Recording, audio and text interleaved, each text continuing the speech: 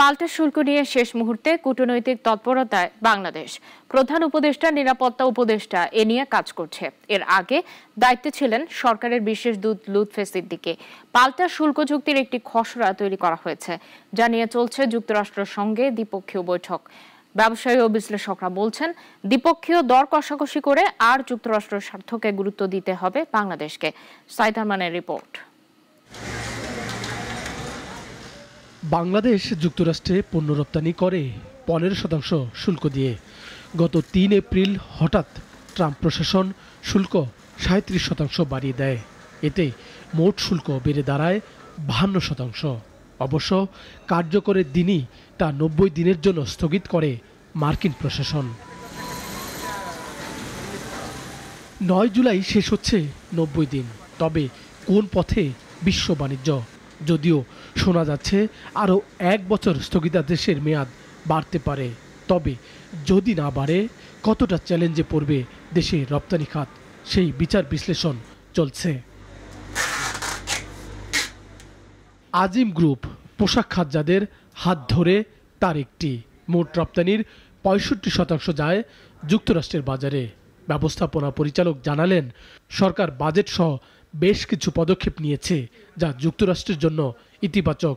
তবে জোরালো করতে হবে কূটনৈতিক তৎপরতা। 10%-এর একটা নমিনাল পার্সেন্টই পসিবল, সাস্টেনেবল না। 37%-এর আপনার একটা পোর্শন তো অ্যাবসলিউটলি নট সাস্টেনেবল আর কি, এবং এটা নট পসিবল।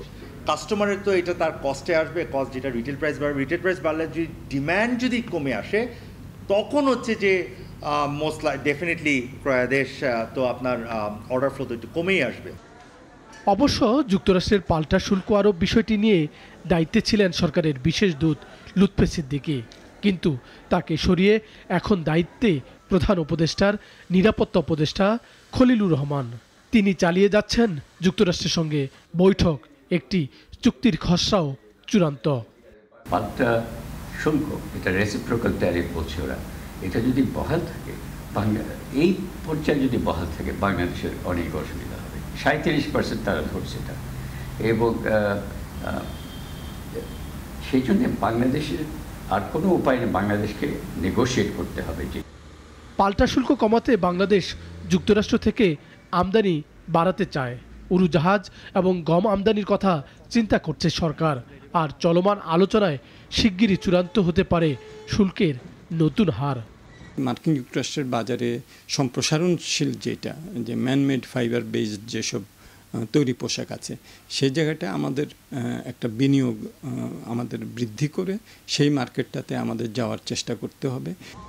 তথ্য বলছে 2024 সালে যুক্তরাষ্ট্রে বাংলাদেশের রপ্তানি প্রায় $8.5 বিলিয়ন, বিপরীতে আমদানি $2.25 বিলিয়ন।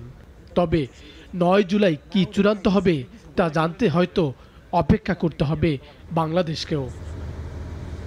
সাইদ আরমান, নাগরিক, ঢাকা।